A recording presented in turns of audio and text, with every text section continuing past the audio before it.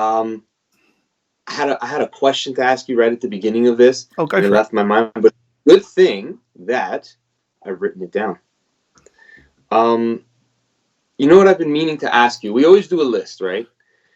And our lists are very somewhat organized and helpful to like people that are collecting along with us. That's Hopefully. what we kind of do. Right? Yeah.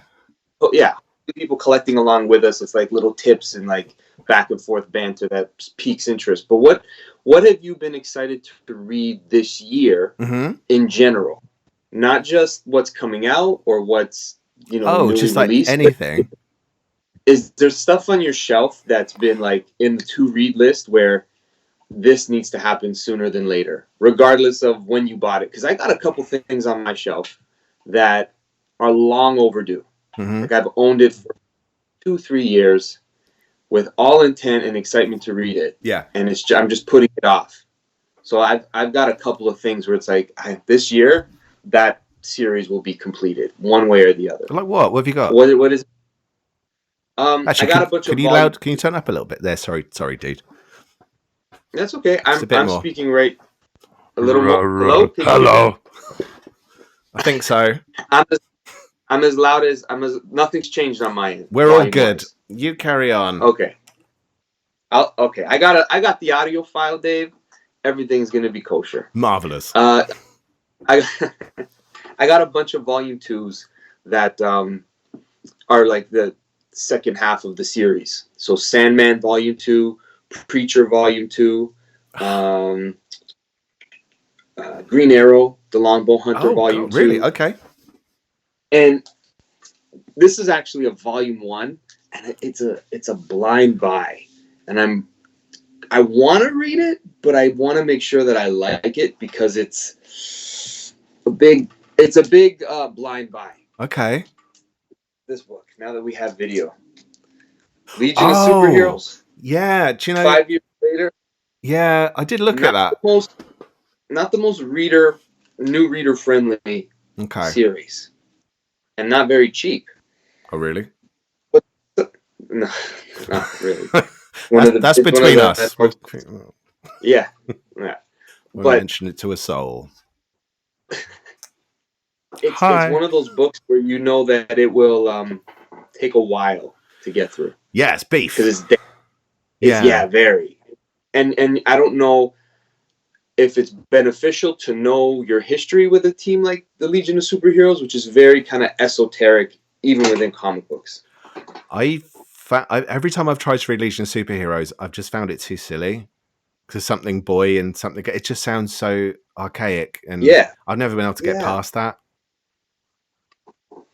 Which might well be sacrilege to some, but like that's how I feel. So yeah, because there's people who are passionate about it. They're like Doctor Who passionate about the Legion of Superheroes, right? Wow. That's a time thing. You know what I mean? Yeah, I think so. But yeah, it's one of those books that it kind of intimidates me, but I want to say that I got through it. Mm-hmm. Oh no, cool. I don't know if I'll read the second one's coming out or come out, hasn't it? I think it's come out, and it's mostly written by like a young Mark Waid, who was a big Legion of Superheroes fan. I think he was the editor prior to the second one. Is it? Yeah, I think a lot of it he takes over. I don't know anything about it though. Like I'm completely blind by. Like, what do you got? You got stuff on your list that is like? Yeah, I'm actually trying to read this at the moment. So I recently got Cosmic Detective. Which was a Kickstarter by I can't read their names even though I know who it is. Jeff Lemire, Matt Kent, and David Rubin.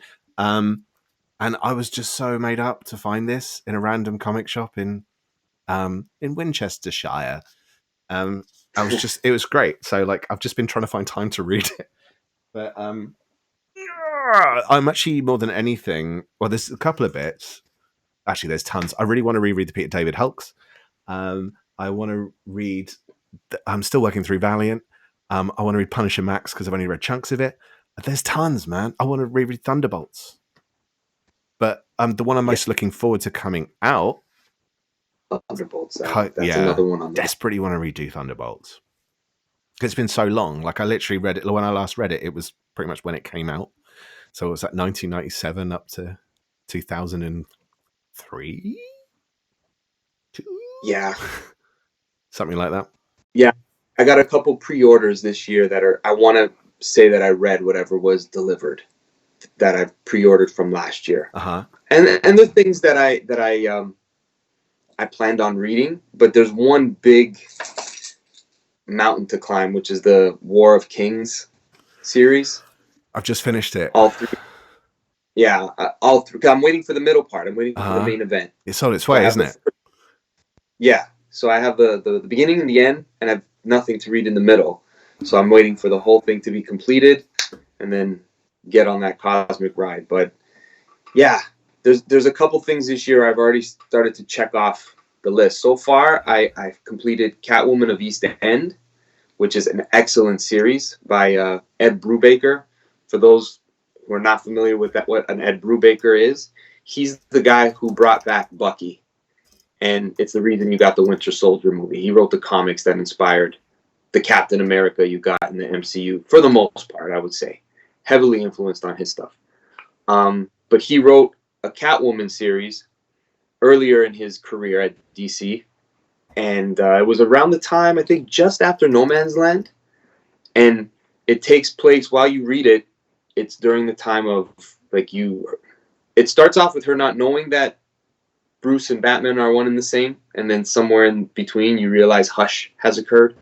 Like, that's the era of this Catwoman series. Right. But it's really, I haven't read good Hush stuff. in years. I can't remember if it's even any good. Like, because I know there's a lot of fuss about it because of Jim Lee, but I can't remember if it's actually any good. Yeah, I mean, it's one of those ones that I have a big soft spot for because it's Batman's greatest hits, and it's a great starting point, I would say, for any Batman fan. I've always said, like, if you're gonna start with Batman and you want to really like get sucked into the world, I always say read Death in the Family, read Hush, and then read Under the Hood. It's like a bat shoehorn. A little bit. And you're gonna want to read everything that happens in between, but those three things will make you feel like you're in a connected world and you know what you need to know, right? Yeah, I think that's pretty good shout. And they've made all those movies. I don't think they made Death in the Family in an animated format. Did they? But they've done Hush. They've done Under the Hood. They've adapted them in different ways, where timelines and things like that intertwine or don't.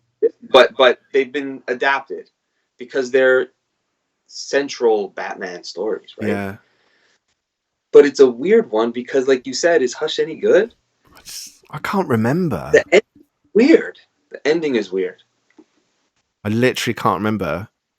It's been so long. I mean, like, it's literally. I think it was when they released it first in little hardcovers that I last read it. So I can't remember it at all. Really? Yeah. I remember the punch with the kryptonite ring. That's all I got. I'd love to get to see your review now, having read as much DC as you've read, and different eras as well. Getting that sort of what's the word? Greatest hits of Batman. Yeah. That everyone adores. It's like an evergreen story. But is it really that great, or is it the art? Is it the bombast, the spectacle? I guess we'll find out. Well, Dave, we need Dave's review. That's what really counts. That's what even DC are going. This isn't really a smash hit until we know what that over-opinionated Yutz thinks. Right. So we usually do speakeasies where we kind of go anywhere with it, and there's going to be plenty of those to come. But you had one of my favorite things is when you have your 10 questions prepared for me. Yeah, I like just chucking. Go on, though. Sorry, you say. No, go ahead. I like just chucking stupid questions at you, just see how you react to it. Because it was partly inspired by the fact you used to do it on Cave of Solitude sometimes, you and Dave J, and you'd ask questions. That's right. And it's like, you clearly love doing the questions thing, so let's turn it around and just fire them back at you. Return fire. No, it's. I ask the questions to Daph J that I would love to answer myself, but you get excited to be like, I'd love to see what she would say. So yeah, if you got your 10, your I don't know, we do quarterly, it seemed, on the Cave of Solitude, and we would do this episode, but let's do it. Let's get the second Twitch live. Okay. Are you ready for question 1? I'm ready. All right. We're going to start. We're going to start super geeky, where it should be. Who is your favorite and least favorite Herald of Galactus? That's, you know what's funny? This is an appropriate question because I'm actually reading Silver Surfer for Book of the Month Club. Yeah. Steve Englehart and the Marshall Rogers run. What's funny is I can only think of like 3 Heralds of Galactus. Yeah. So Do I need to walk away? You do. I can think of Silver Surfer. I can think of Nova, and is it Firestar? Is Firestar no, not Firestar. Who's the guy that Fire Lord? Fire Lord. That's the one. Yeah. Fire Lord. I had to think for a minute. Who are the other Heralds of Galactus that I'm obviously like, duh? Well, I'll tell you what. Out of those 3, pick your favorite and least favorite, and you'll probably My favorite's Silver Surfer, and my least favorite would be Fire Lord. Okay. Yeah, I don't like Fire Lord. My least favorite is Morg, who was they brought him in to be like the shocking Dark Herald. So he ditched. I think Nova got a bit too nice and not taking him to the populated planets. This is super nerdy. Stop taking him to the populated planets. Sorry. And so he kind of fired her, and then he got Morg instead, who was basically a psychopath. And then they did a storyline with all the heralds trying to fight Morg. It wasn't great, but he's my least favorite. It was a desperate. How long was he around for? He was introduced around about Silver, like the post Infinity trilogy, or during that, around about issue 69 of that run, I think. Because it was a 6-parter. It was something like that. It's been a long time, but yeah. Yeah. And it was there was Airwalker, who is boring and just a bit of a wandering robot. There's one that looks a bit wispy and flouncy, that's never really done anything. And I don't remember what they're called. There was Terrax, who I kind of like actually, because he's a bastard. I remember. Redshift, no one remembers. He was in like the Galactus the Devourer miniseries. He was just. There was an previously unrevealed one who he had before Norin Rad, before the Silver Surfer. Right. And off the top of my head, I now can't remember. He was like the first one or something. Aptly named. What's funny is that as you say all of this, I think to myself, I feel so nerdy every morning sitting in my car before work, reading the Silver Surfer. And you know every Herald of Galactus. I'm sure I'm missing someone in there. I don't know. It's always good to be in the company of somebody more nerdy than you. The Human Torch was a Herald of Galactus briefly. I liked when Galactus was the Herald. That was one of the coolest things. I don't remember that. When was that? When was he Herald to himself? I'm pretty sure, maybe I'm getting it wrong. Excuse me if I am. But I'm pretty sure he was Franklin Richards' Herald. Was that in Earth X or something? No. It wasn't that in the Fantastic Four by Hickman? Like, that was the moment. Oh, God. Do you know what? He says to me, that's what I remember this year, because I can't remember it. Okay. I've forgotten so much of that run. I do love it. I did love it. But I've forgotten that run. Yeah. That was the moment for me when you realize who Franklin Richards becomes. Spoilers, but yeah, it was pretty Say dope. Spoilers first. Whatever. No, I'll do it my way. Whatever. Do you want the question 2? Yes. Okay. Yes. This is in theory an easy one. Well, it is for me anyway. What was your favorite film of 2022? Any kind of it doesn't have to be comic related film. Just like, what was your favorite film of 2022? I'm trying to think. Oh, Top Gun. Yeah, was that Top Gun Maverick? Is that what it was called? Was it called Maverick? Yeah, that was. And can I have a tie, or should I just pick one? No, you can have a tie. Go on. The Batman was pretty good. Yeah. I don't know if you've seen it. Yeah. Yet. What did you think? 3 out of 5. that's not bad for coming for you. No, it did all right. The whole spoilers. The whole bit where That's with the chase in the middle, I was loving it. Yeah.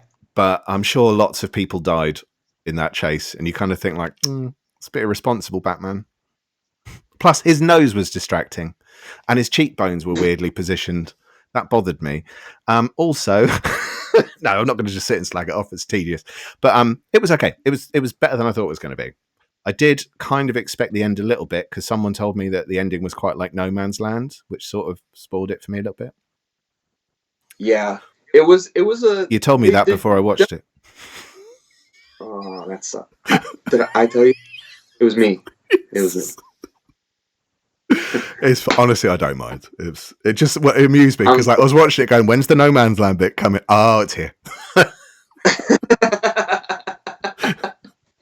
I'm just waiting for it. Oh, what an asshole his friend is! Like, who does that? And then you're looking right at me through the screen, through the Atlantic Ocean, and I'm like, oh, I'm the asshole. Bastard ruined it.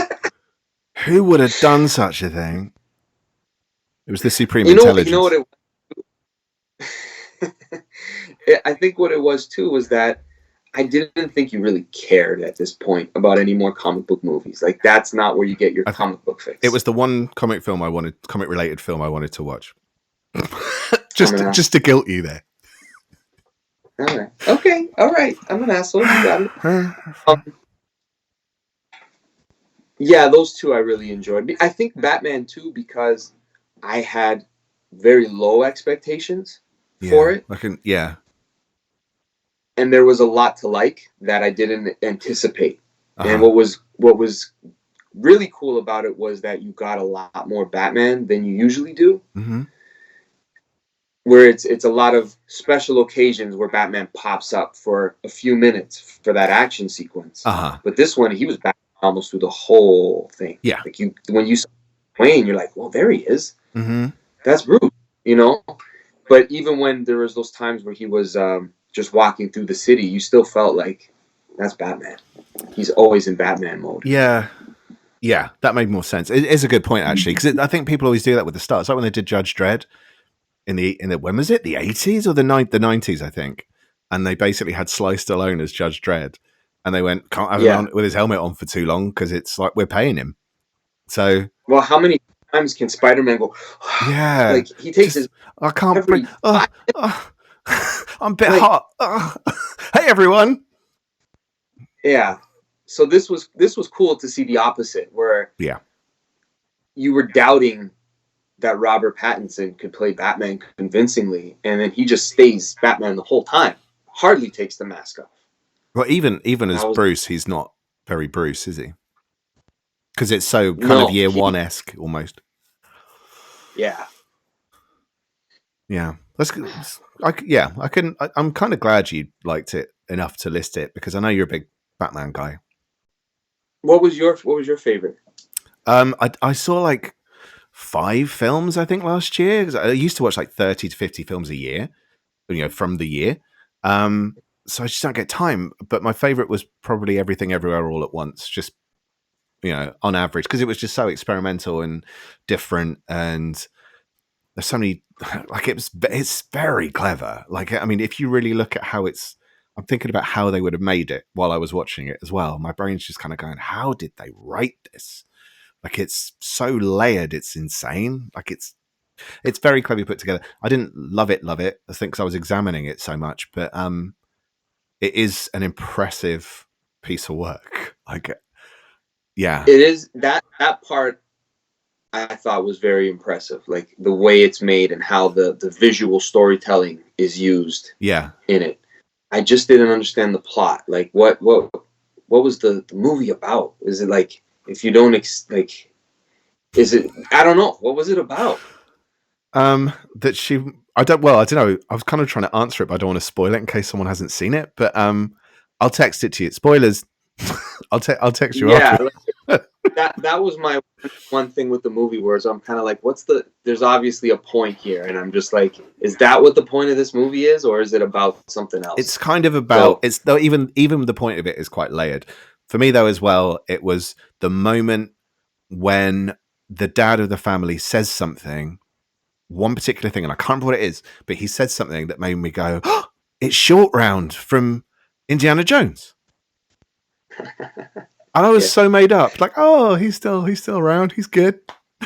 That's all right. He's going to be in the new Indiana Jones movie. Is he?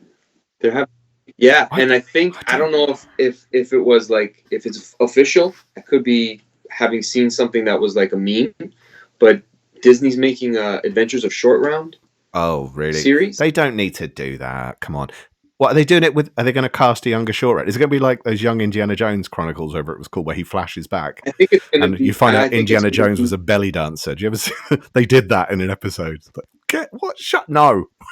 Stop it. He's like literally, and he was signaling to someone using Morse code as a belly dancer. Like, who's writing this? Oh my goodness.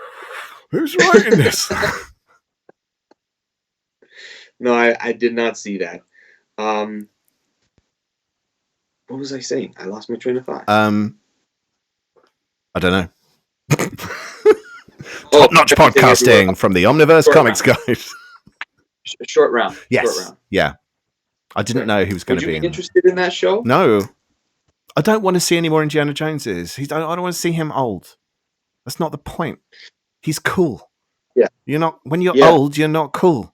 That's just fact. Like, I know. Look at me. I'm old. I know I've lost it. So I need to stay off screen. Cruise?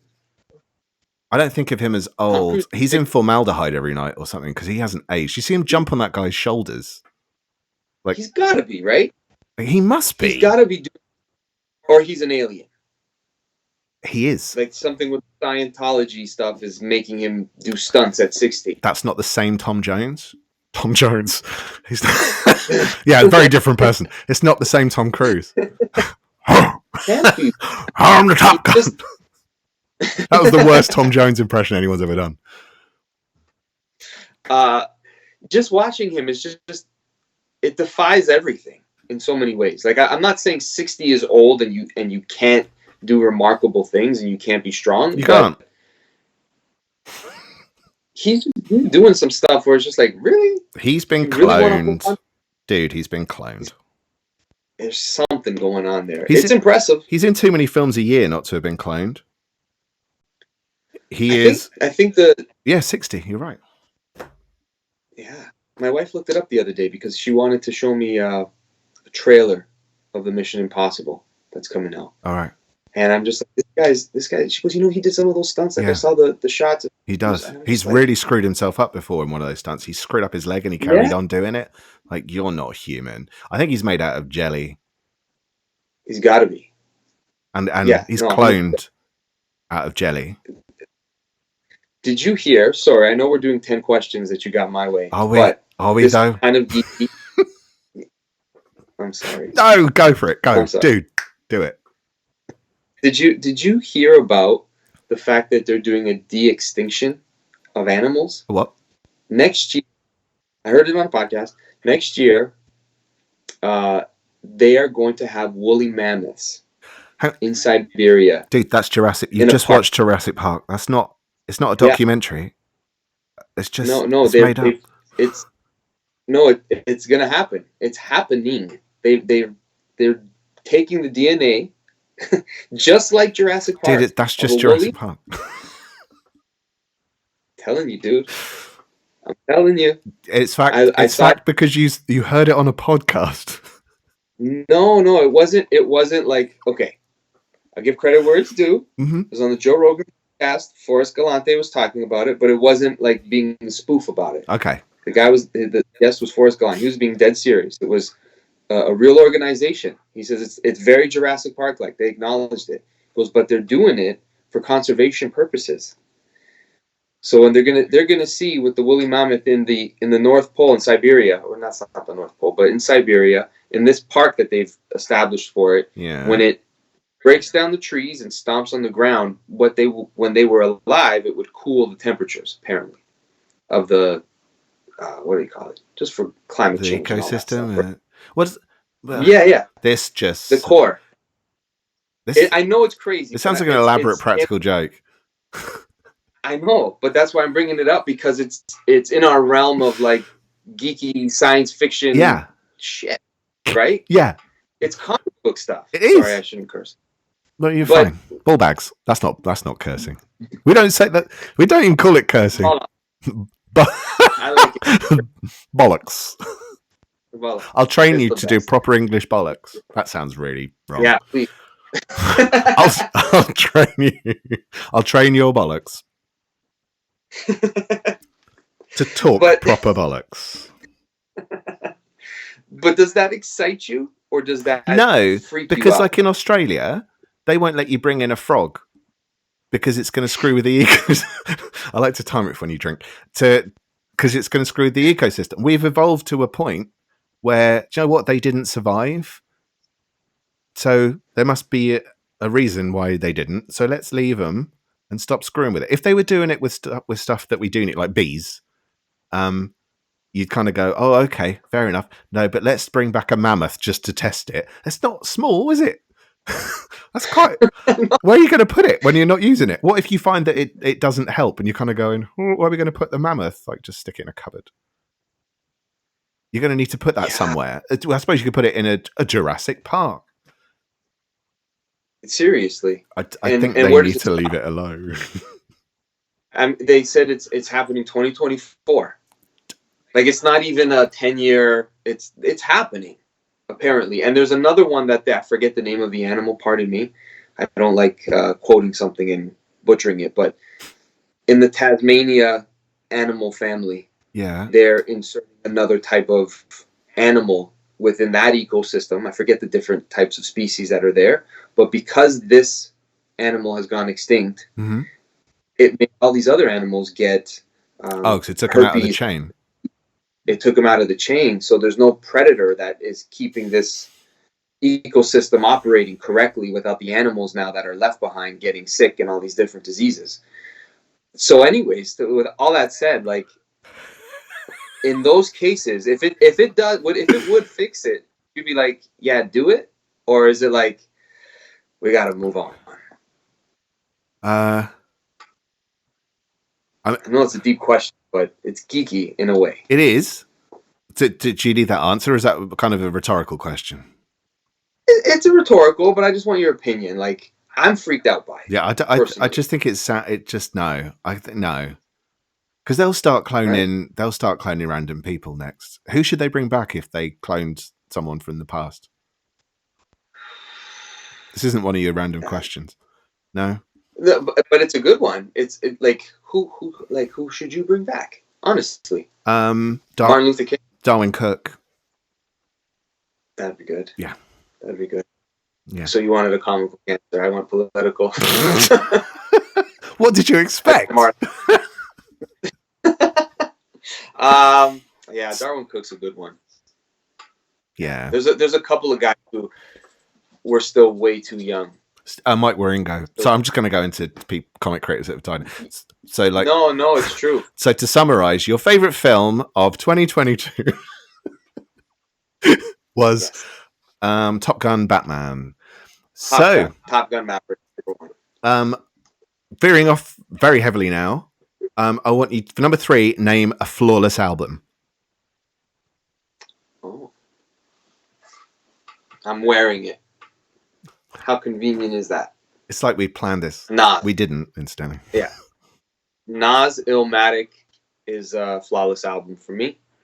I think for a lot of people who are hip hop fans, I think it's like the easiest answer. Right. I don't think it's the Watchmen of hip hop, but maybe even more of like, if you don't like this. What, boring? Yeah, definitely not boring. It was one of those albums that kind of melded two generations together, from a golden era to a new era. It was that nexus point, and it was a young kid that got an opportunity to team up with the biggest names at the time within the music hip hop. Mm-hmm. So like DJ Premier and Pete Rock and Q-Tip from A Tribe Called Quest, all were on this album, which was kind of like, yo, all of these guys, one album for one guy, instead of it was usually like a rapper and his DJ, and it was one producer usually the whole time, right? Yeah. But in this case, it was just a perfect snapshot of New York City in 1994. God, 1994. Yeah. I was Isn't that 5. crazy? I was 5 years old. It's almost 30. You almost got me. Yeah, it's almost a 30-year-old album.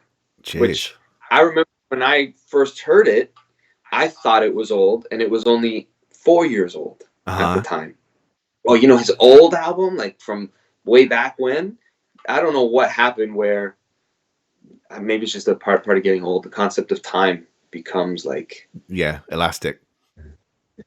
I saw a meme, sorry to go on a tangent again, but saw a meme that 1980 to 1937 is the same amount of time of 2023 to 1980. Isn't that weird? Sorry, say that again. So the time difference from 1980 to 1937, hopefully my math isn't wrong, is the same difference as 2023 to 1980. But doesn't the first one seem like such a bigger like... Yeah, because we weren't alive. Is that what it is? I don't know, maybe. I think it feels like so long ago because we weren't alive yet. It was old timey. I wonder if technology has anything to do with our way, like our concept of measuring time. Because like you think of 1937, Superman doesn't even exist. Everything. If you have a television, it's definitely not in color yet. Did they have people are still probably right? Exactly. Did they have... It was pre-World War II. Yeah, 1937. I don't know if they would have. And then you think of what the 40s and 50s were like, and just how much things changed each decade. Whereas like in 1980, we had the idea, it was very different, but we had an idea of the future. Like we were already conceptualizing it and playing video games and, you know, recording things. And if you look at that now, all the visions of the future from the 1930s and 40s, we were supposed to be wearing a lot more shoulder pads and silver, and we're not. Yeah. That happened in the 70s to a load of glam people that we're not allowed to talk about anymore. So, well, some people predictions were wrong. Dress like today. You go to Comic-Con, you're going to see a lot of people dressed with those shoulder pads and... Yeah. What do you think of cosplay? How's that for a question? Cosplay? Way? You like cosplay? Yeah. What, in terms of would I do it? Or no, like... just other people doing it? To see cosplayers. That's the reason they come. Yeah, there are cosplayers doing signings and stuff. You're like... That's what I mean. I don't understand. Yeah, I don't get it either. No. I think it's cool. I'm like, oh, good job. Like, you knocked it out the park. But the culture of it, just like, what's happening here? How come they have a comic panel at a Comic-Con? Yeah, I find that a bit weird. Yeah, it's the celebrity part is weird. Yeah, and so I think some people aren't meant to be celebrities. You know, I suppose if you're looking a certain way as a character, that's fine. But some people shouldn't speak, says the guy who probably shouldn't speak.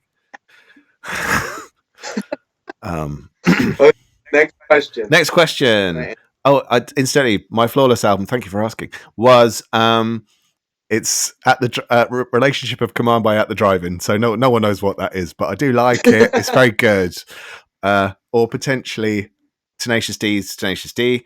I have a soft spot for Marilyn Manson's Antichrist Superstar as well. That's near Flawless, but you're not allowed to say that anymore because he's a controversial figure. He wasn't a controversial figure at the time, but he is now. He's always been a controversial figure. Right? Yeah, there. I don't know the ins and outs, so I'm not going to be too flippant. Okay, number 4. Oh, this is interesting. I wrote these like months ago. So I'm not going, if you could travel through time, because I know you love your Back to the Future-ness, you know, because it's about incest. If you could travel through time, what would you travel through time in? That's a good question. Naturally, you would want it to be some sort of vehicle, right? Just because it's the cool idea of Back to the Future was that it was a futuristic car. But there's problems with that when you travel to a time where there's not the technology to refuel you back, right? That's the whole premise and problem of Back to the Future. It doesn't have to be. It's not a film. You can do what you like. Yeah, I know. You're right. I think too much about it. if you want to arrive like in 1943, and this thing just turns up, and there's all this smoke and shit and lights, and you emerge, what would you like to emerge out of? I guess the phone booth is a classic. Phone booth is pretty good. It does work, doesn't it, as a thing? Because it obviously looks a lot smaller than it, as well. Like you emerge, and you must only have come from the phone booth. Yeah, the phone booth is a pretty good one because phone booth is good. Car would be fun just because you'd be like Marty McFly. Like that's just a movie fantasy for me to be in the DeLorean, but in a practical way, convenient. Punch a couple numbers, boom, you're there. Mm-hmm. Yeah, that makes sense. How about you? I hadn't actually thought about it, and now I'm thinking. For some reason, my brain's gone jet ski, but with a Minotaur head at the front. Just because I thought that would be cool. So if you just turn up, and it could be on land because like the world moves around and stuff, and you could be on a different part of the world. Maybe that could be the story element because you need water to travel on the jet ski. So when it arrives in the past, and then you turn up, and it plays metal as you arrive through this hole in space, and this Minotaur head is on it, and there's all this smoke and shit coming off, and you're going like whoa, and you could fall off probably because you're on land all of a sudden on a jet ski, and then the whole story involves you having to have completely contradicted myself on the story front. You have to get back to water to be able to jet ski home to the present. It's ridiculous. I think it's a great idea. Thank you for your support. Number 5. 1, 2, 3. I didn't number them with actual numbers. So number 5. What we normally do is I normally send you some questions through WhatsApp and ask you how you pronounce those things. So they're like, I think some of the ones we've done are like, how do you pronounce Xavier? Because it's Xavier. Just wanted to underline that one. Dark Side Magneto, Mr. Mix. I still can't do it. Mr. Mixius Piddling. Like I said. So, going to do it slightly differently this time. Going to add a musical element. So, what you have to do is guess the cartoon theme tune. Ooh, that's fun. Yeah? So, yeah. Do you ever play Zelda? Wow, is that an ocarina? Yeah, it's an ocarina. It's got the Zelda. That's a good time. That's a good time travel. Oh, you could. Yeah. I can't play it, so I had to do something else instead. You're just showing off your ocarina again, yeah, I just thought I would. So I'm going to do it through the medium of armpit fart. So come on, I need you seriously? Yeah, I need you to guess the theme tune. Are you ready?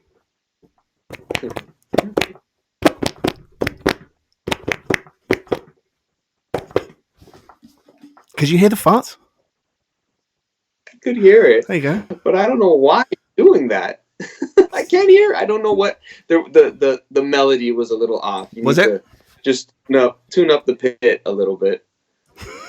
Oh God! Oh God! No, it's not working. No, it's not working. What if I go? Yeah,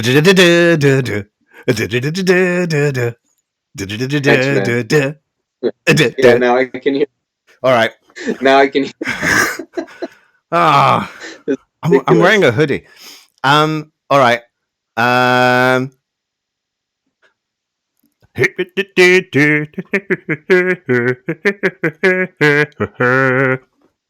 He-Man. Yes. I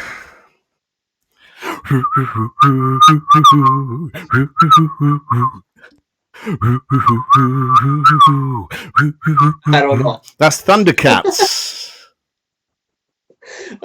That is going to be the poster for this episode. You blowing ocarina. Me blowing. Oh. I'm glad the armpit thing worked so well. I can actually do quite lengthy tunes on my armpit. Really? I didn't factor in the hoodie. So next time I'll hone it. Yeah. And we'll do some other theme tunes. Maybe I'll do some of that hip hop shiz that you like so much and do that on my pits for you. All right. Okay. Some pit hop. Pit hop. God, that's really hard to say. Yeah. I like it. Trademark. You heard it first. Yeah, canon. Incidentally, just for a moment, I did want to give a shout out to to Meat Trunks, who's very kindly does so much stuff on our Discord. And he's actually suggested we cover Jingle Bells. Maybe next time. Yes. For a Christmas episode, we'll open up with bringing us into the season. I need to wash that hand. What? Yes. So, and thank you so much, Meat Trunks, as well, just for keeping our Discord going. We are pushing Discord at the minute, so if you do want to follow us, we'll add a link to Discord in the accompanying malarkey shiz that we put together with stuff.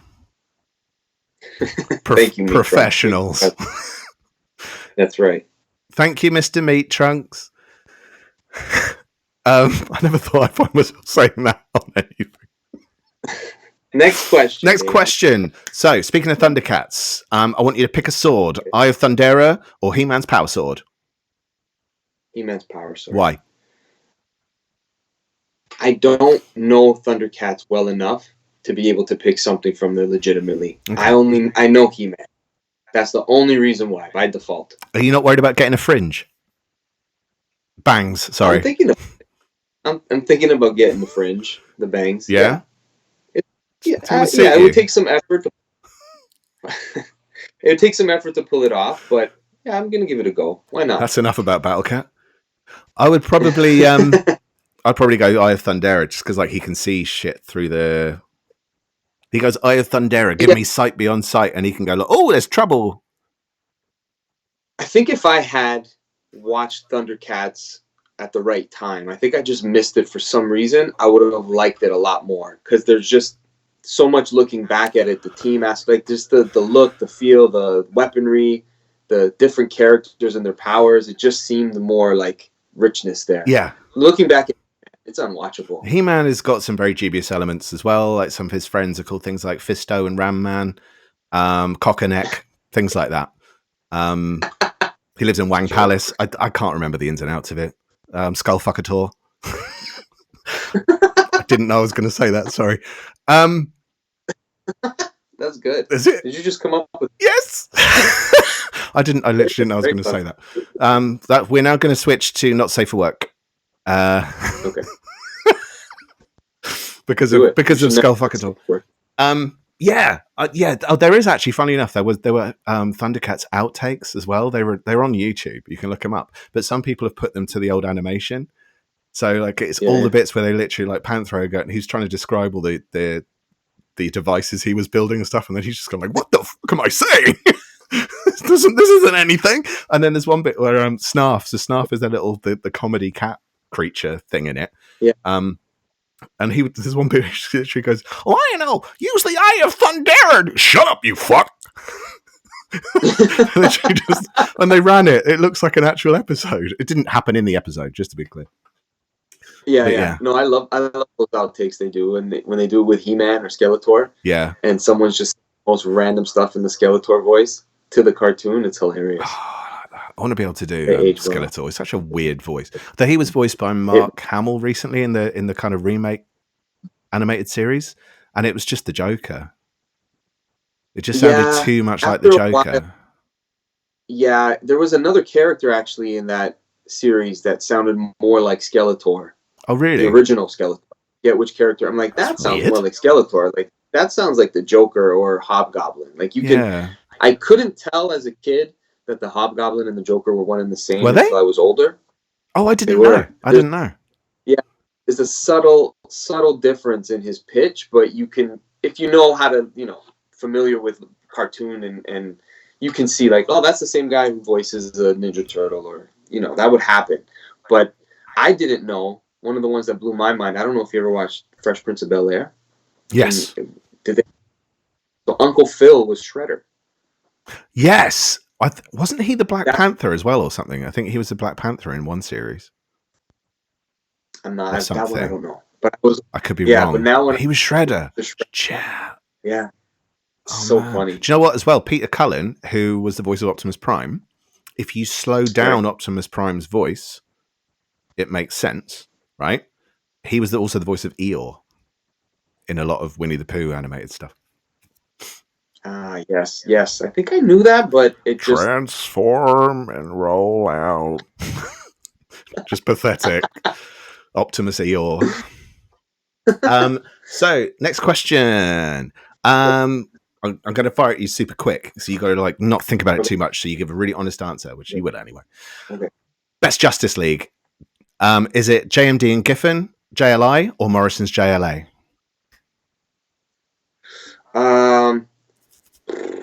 This is going to be weird for me to say, but I would go with Grant Morrison. Yeah.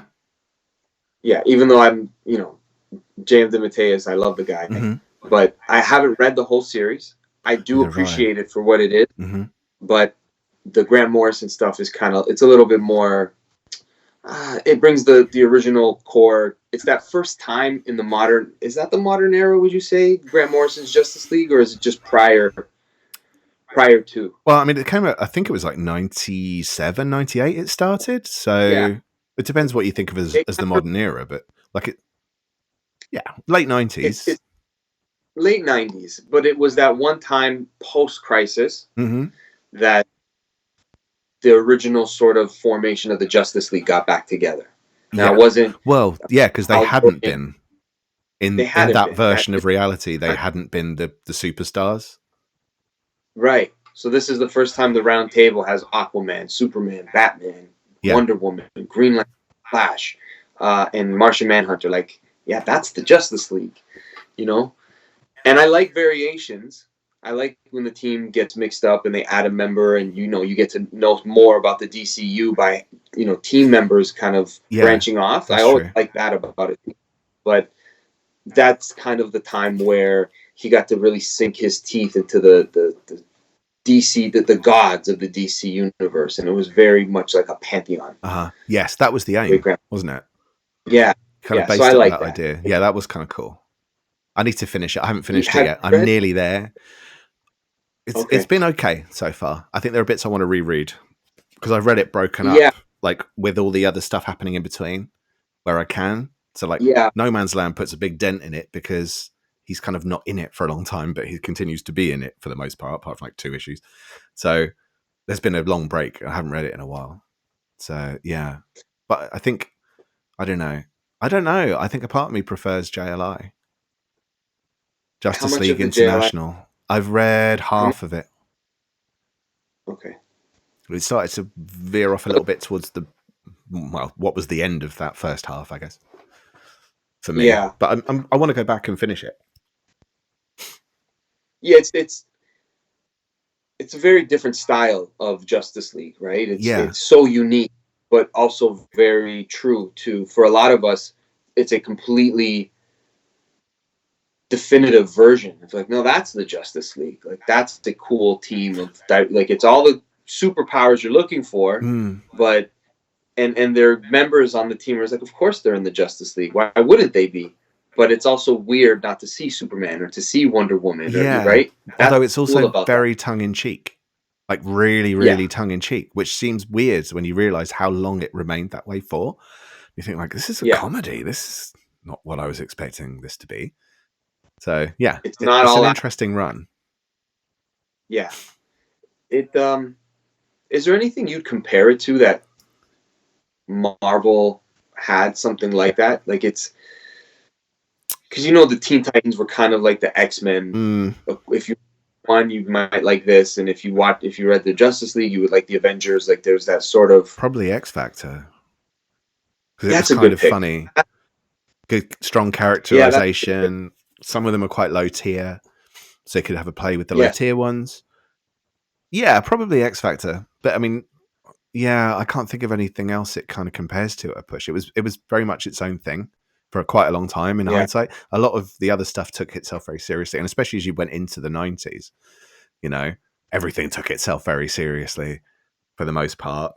We loved it for it, but it just seems so weird to go back into the late 80s, and they're going to relaunch the DC universe after Crisis, and they made their biggest superhero team comedy series.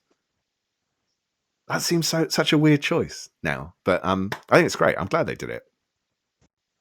You know? Do you think? Yeah, it's one of those things where looking back, if you were a comic book fan, I mean, you were, both of us were, as soon as we could remember, but we didn't have that the way fans are today, where it's like, no, you can't do that. But they've always kind of reshuffled stuff and made you be like, hey, what are you doing? Yeah. And you just, it was good, you went with it. Yeah. But now I think a little bit more, what are you guys doing? Like I react a little more. I don't know if that's just an age thing or crybaby thing. I think part of it's the fuel of a lot of other people doing it as well. I think people tend to like outrage, and the internet gives people a soapbox for that. Whereas back in the day, we'd wait 3 months to read people's letters on their opinions of it, and it would be a mix of like positive and negative, which is like best way to do it. So yeah, I think it's just a very different way that we read things, but I think there is also a lot of negativity. People tend to be more critical now, but it's what's kind of funny for me is like, especially when they did things like Superior Spider-Man, which I know we've mentioned before, and they changed him from, they had Otto Octavius take over, and there were a lot of, I mean, you know, making a sweeping generalization really, but there's a lot of truth in it. It tended to be the newer readers that were going, no, Peter Parker is Spider-Man. No one else can be Spider-Man. He is Spider-Man. And you're going like, dude, seriously, they've done this before. Just chill. Just wait. Hang in there. Don't get upset. It's going to be okay. It's made up. It ain't real. Chill. And then the inevitable happens. You eventually do get your Peter, but then, I mean, interestingly enough, it's my favorite run of Spider-Man for the last few years. And actually, I preferred Otto in that period to Peter Parker from that period. But that's a side point. But it's funny to see that reaction in people, almost not knowing that that's how it works.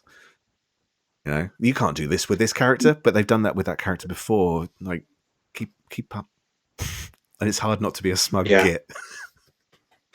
Yeah, I think for me, like I gripe about it maybe too much, but it's like I feel like the best stories I haven't read yet, but they've already happened.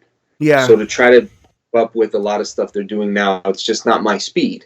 I'd rather find the things that I haven't read yet that are kind of the, not to overuse this word, but in the pantheon of like, these are the things that the X-Men are built off of, these stories, and these are the things that the legacy of these characters are. And there's, thankfully, we live in the golden age of everything being reprinted for tastes, right? Which I think that's the best part of comic book. Yeah, I think you're right. I mean, the thing is, when we're saying that, we are kind of talking more about the big two mainstream, Marvel and DC.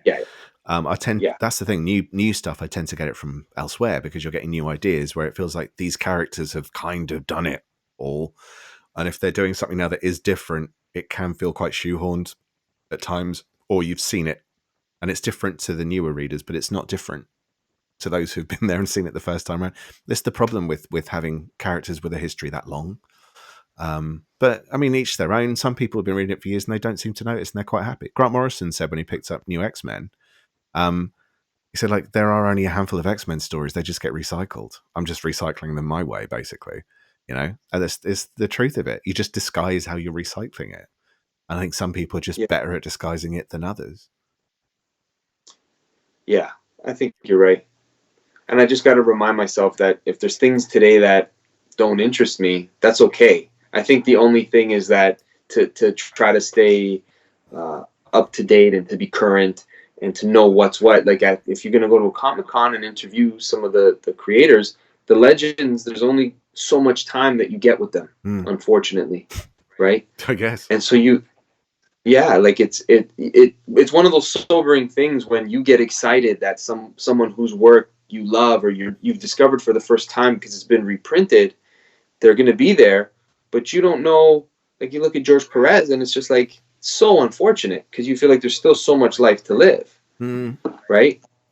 So there's a value in keeping up with modern comics in the sense of there's new creators keeping the torch aflame. But like you said, it's such a broad genre now where you don't have to ever read the big two to kind of join the best of what comics have to offer. I think if I recommend stuff now that's coming out now, it's not from Marvel and DC, and I don't think that's a bad thing. But I think some people are very still hung up on it, and that's fine. A bit, some of you've got to figure out in your own mind: is this habit, or is this because I actually like it? And especially when you see people getting so angry about it, and you're like, just if you don't like it, just stop. But it took me a long time it took me 4 years to do that. So, yeah, no, it took me a while as well. Yeah, it's not that easy. Okay, we're going to do speed round for the last 3 questions. Yeah. Right? Do it. So, almost no one stays dead in mainstream comics, as we were just discussing mainstream comics and that whole thing, how relevant that was. Which resurrection was your favorite?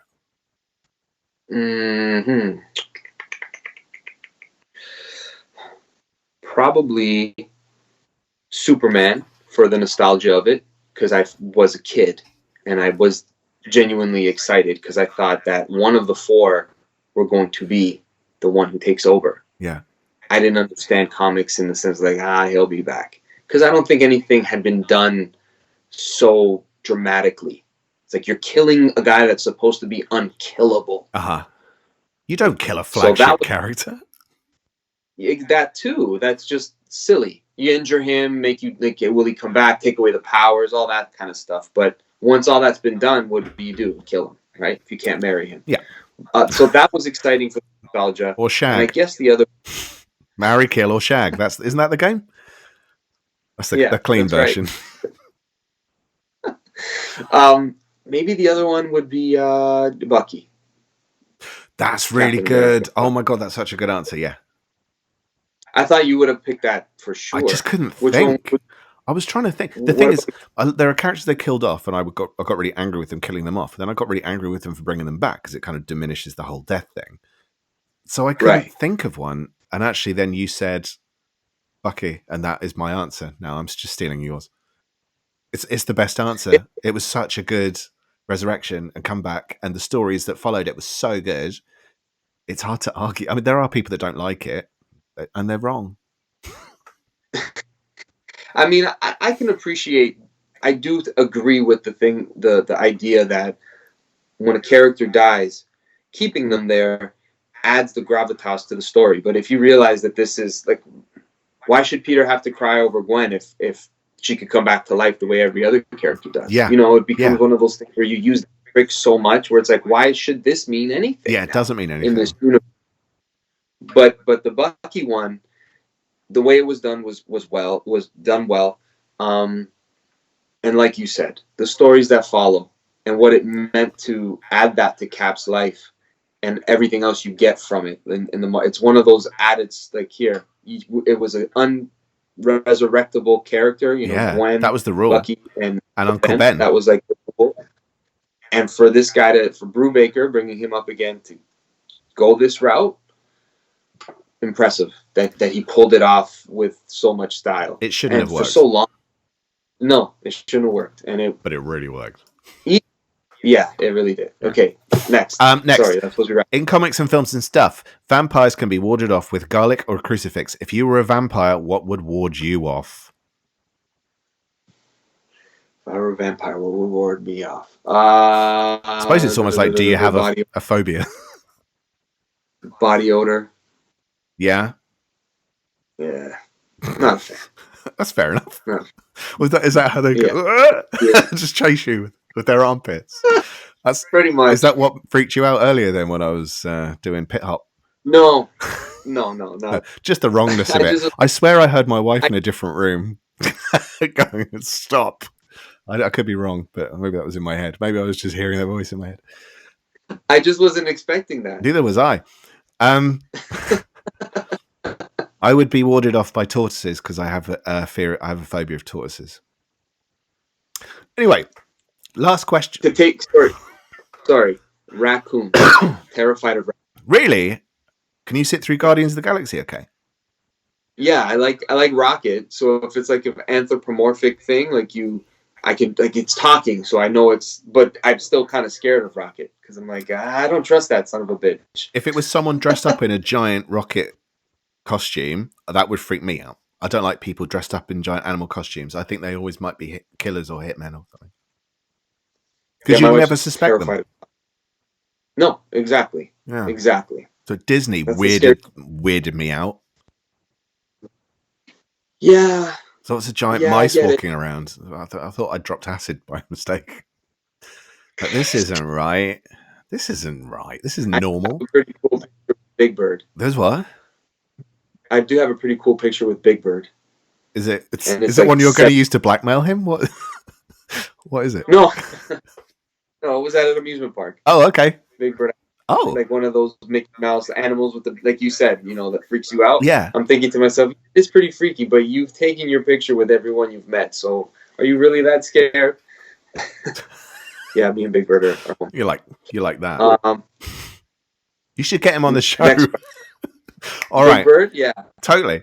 Right, last question isn't really a question. It kind of harks back to what we were talking about right at the beginning, so it's kind of interesting that you said this. But there was something that you had said a couple of times recently where you've been like, you need to read this series, it's brilliant. And I think it was, you've actually mentioned all of them at the start. So, but it was like, I love this series, but I haven't finished it yet. And I'm like, my challenge to you was to pick one of those series that you haven't finished it yet and finish it before we do another speakeasy. So we can talk about it. You don't have to think about it right now. You can think about it later. I'm just gonna. But you kind of answered it a bit as well. Like, I just found that kind of interesting at the start. You're going like, what do you want to finish? Because it's funny. Because you're right. I do. I mean, I've had funny enough, Darwin. I love Darwin Cook.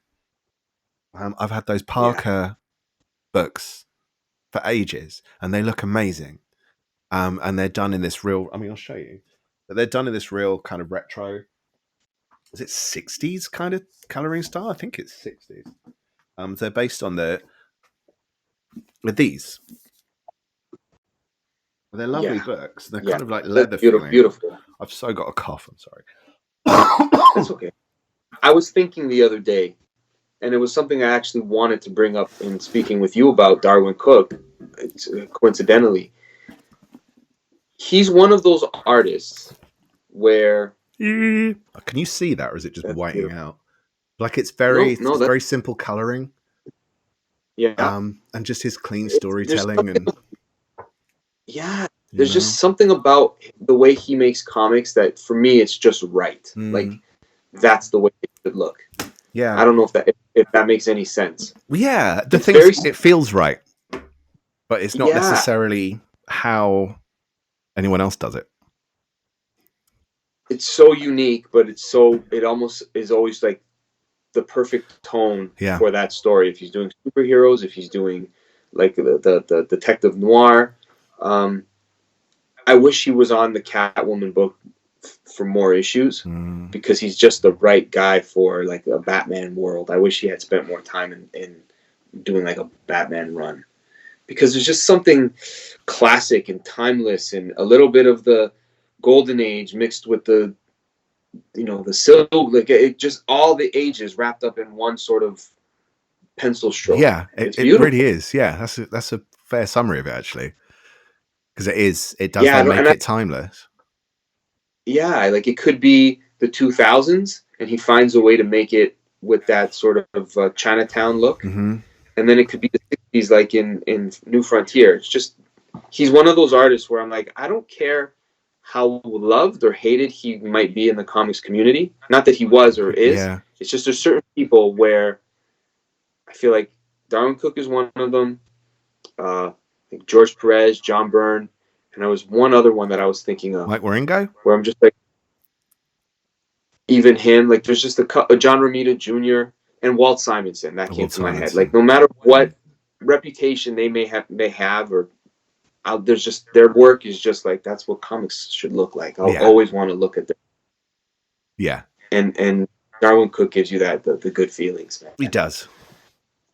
That's a good way to end it. They were my 10 questions. Thank you very much. Thank you for the impromptu concert with the. I don't even know what to describe it as. I think it's best that we move on from that moment and learn from it. Next time I'll use a different part of my body. I'll leave you with that thought. No, that's okay. Well, good night. Learn. Thank you, everybody. to the Cave of not this is the Cave of Solitude. Flip of the Tongue, Freudian Slip, Omniverse Comics Guide. Omniverse Comics Guide. Yeah, and you can follow us in all sorts of places. Sorry, I'm totally talking over you. No, go ahead. Tell them where they can follow us.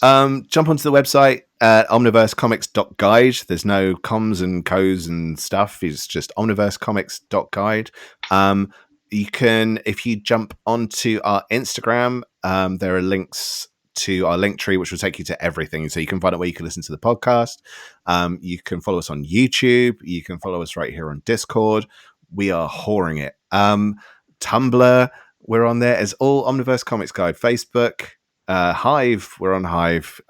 Desperately trying to make that thing work. It's I don't even know all of these things. This is impressive. Trello.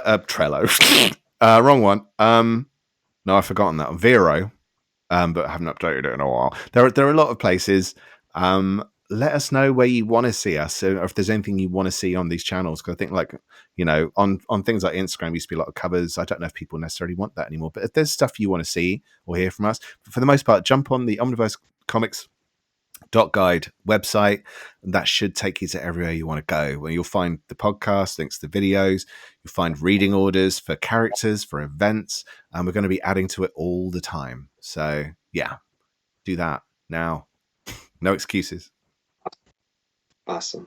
Thank you, Dave. Thank you, everybody, for listening.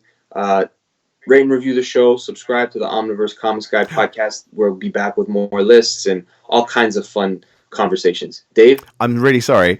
I did set a thing in Discord to say that if anyone wanted to ask any questions, we would answer the best ones. And we actually have questions. Yeah, I got so caught up. I'll pick. I said pick the best one, and I'm not sure I can read one of them, so I'm going to just pick the other one.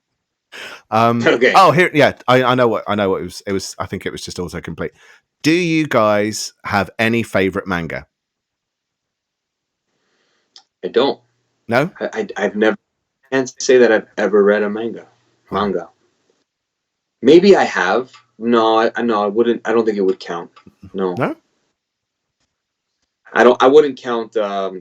It's not manga. I was thinking Scott Pilgrim, just because it's in the digest size. Oh yeah. You might find in that sort of section, but I wouldn't. It's manga inspired, but it's very American right. North. It's inspired. Yeah. How about you? I only really properly read two. Gantz, I think it's pronounced, which has actually been reprinted, nearly finished being reprinted by Dark Horse. Yay, Dark Horse again. Had to get a Dark Horse reference in. And A Girl from the Other Side, which is lovely. And I mentioned it recently because I think it's being re-released in hardcover format. But it's very, very sweet, very unusual. I generally tend not to read it. I don't know why. There's no perfectly good reason. I think it seems to be one of those things where you go, it's from American comics or manga, and a lot of people I always say manga, don't necessarily do anything other than one or the other. I mean, there are always exceptions. As this question was from Meat Trucks as well. Of course, he does read both. Reads a lot, so shares a lot of reviews as well of them on our Discord. So jump on there. Our final plug. Jump on our Discord. See you there. Nice. Thank you, Meat Trunks, for all your support. Thank you, everybody, for listening. Dave, till next time, bid you adieu. Peace out. Bye, everybody. Bye-bye.